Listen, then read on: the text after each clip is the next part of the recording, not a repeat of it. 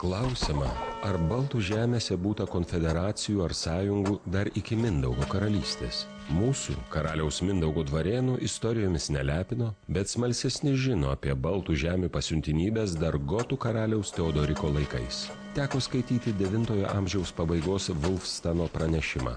Aisčių žemė labai didelė, joje daug pilių ir kiekvienoje yra karalius. Karaliai ir diduomenė geria kumelių pieną, neturtingieji ir vergai geria midų. Tarp jų būna daug karų. Viskas taip kaip ir mūsų laikais. Karaliai ir diduomenė, neturtingi ir vergai. 1009 metais Švento Bonifaco gyvenimo aprašyme radome paminėtą Lietuvos vardą. Kvedlinburgietis matyt kalba apie valstybę. Jei rašo apie įvykius Lietuvos ir Rusijos pasienyje. 1219 mūsų valdovai sudarė sutartį su Rusijos slavais, Voluinės kunigaikštystė. Didelė buvo pasiuntinybė. Net 21 kunigaikštis savo ranką ir antspaudų taiką sutvirtino. Jų tarpe buvo 5 vyriausieji kunigaikščiai – Dausprungas su broliu Mindaugu, Daujotas su broliu Vilikaila ir vyriausias iš vyriausiųjų – Živinbudas. Mūsiškiai taip šneka. Baltų žemių sąjungos su žemių kunigaikščiais ir vyriausiais kunigaikščiais jau nuo seno, bent jau nuo 10 amžiaus pabaigos buvo. Tik nelygų laikas ir aplinkybės. Tai jos labiau iš vieno centro buvo valdomos, tai pavieniai savo reikalus sprendė. 13 amžiaus pradžios įvykiai smarkiai sutrikdė tradicinę mūsų ir slavų priešpriešą bei pusiausvyrą. Įprastinėje politinėje erdvėje atsirado kariniai krikščionių ordinai, o su jais ir Romos popiežiaus bei Šventosios Romos imperijos interesai. Netikėtų greičiu ordinai įsirėžė į mūsų gyvenimą.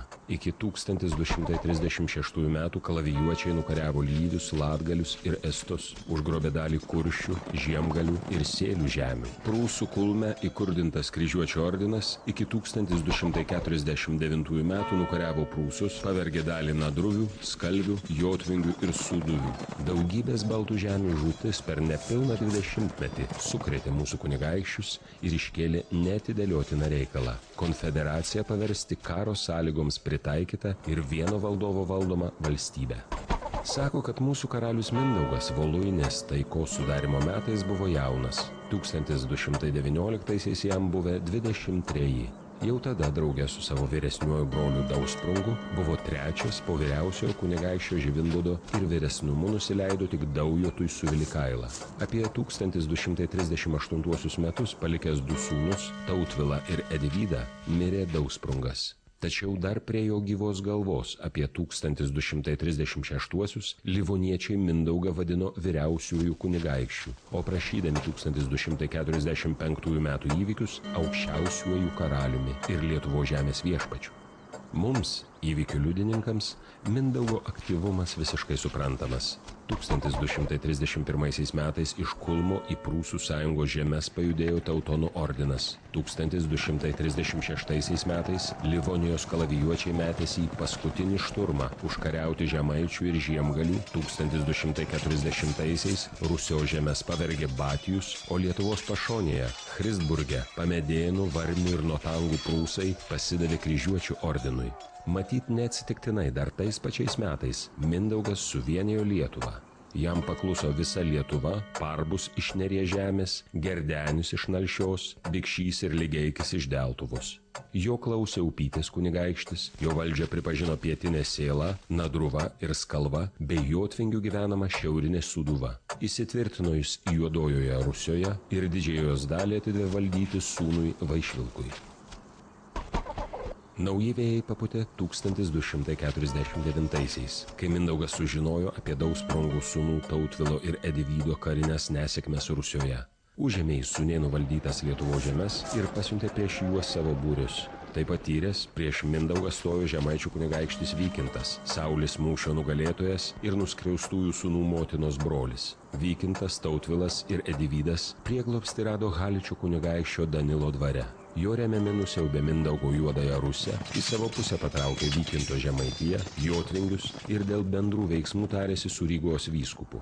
1250 metų pradžioje Tautvilas atvyko į Rygą. Livoniečiams jis pasirodė teisėtų pretendentų į Lietuvos valdovus. Rygos vyskupas Mikalojus Tautvilą apkrikštijo ir livoniškieji sąjungininkai surengė 2 didelius žygius į Lietuvą. Nusiaubė jie Nalšią, Mindaugo tėvoniją ir Mindaugą remiančią Žemaitijos dalį. Taip prieš Mindaugą susidarė grėsminga tarptautinė sąjunga.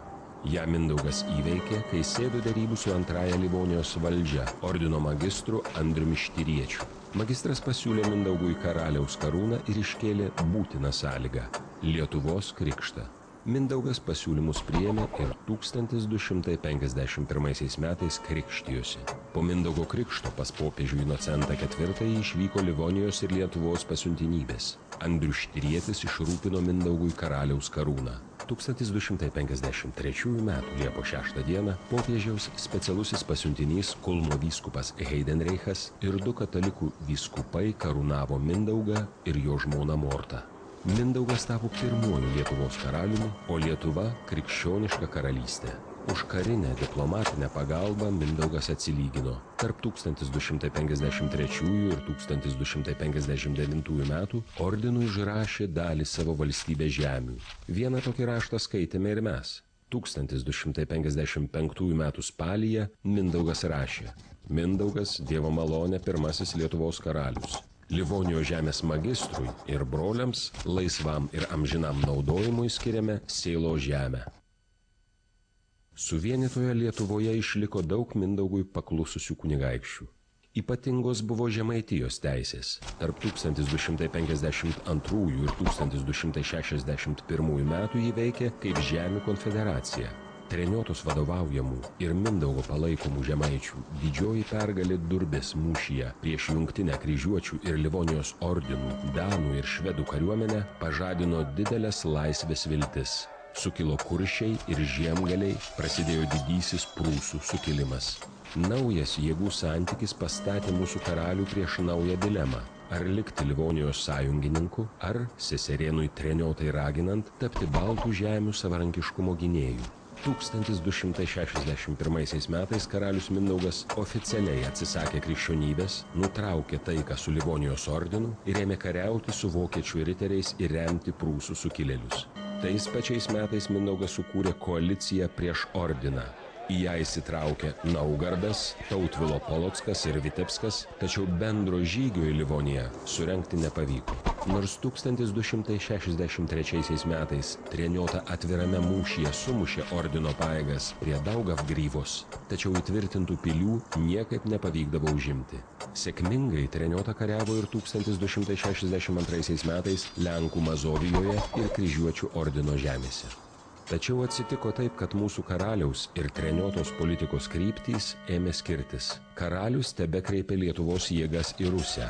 1262 metais kariavo Voluinėje, kitais pasiuntė didelę kariuomenę į Brianską. Tuo tarpu Treniota buvo susirūpinęs vakarinėmis sienomis. Politinius nesutarimus įkaitino pats karalius Mindaugas. Buvo taip. 1262 metais mirė karalienė Morta ir karalius paveržė Nalšios kunigaikščio Daumanto žmoną, mirusios Mortos seserį. Tai ir buvo svarbiausioji gimusio sąmokslo priežastis. 1263 metų rudenį Mindaugas su 2 sūnumis Rukliu ir Rupeikiu buvo nužudytas. Lietuvos karalių nužudė kunigaikštis Daumantas. Valdžią Lietuvoje paėmė Treniota ir žudikas nenukentėjo. Taigi abu jie, Daumantas ir Treniota, buvo sąmokslininkai. Žuvus karaliui Mindaugui, mūsų valstybė neiširo. Prasidėjo kovos dėl karaliaus sosto.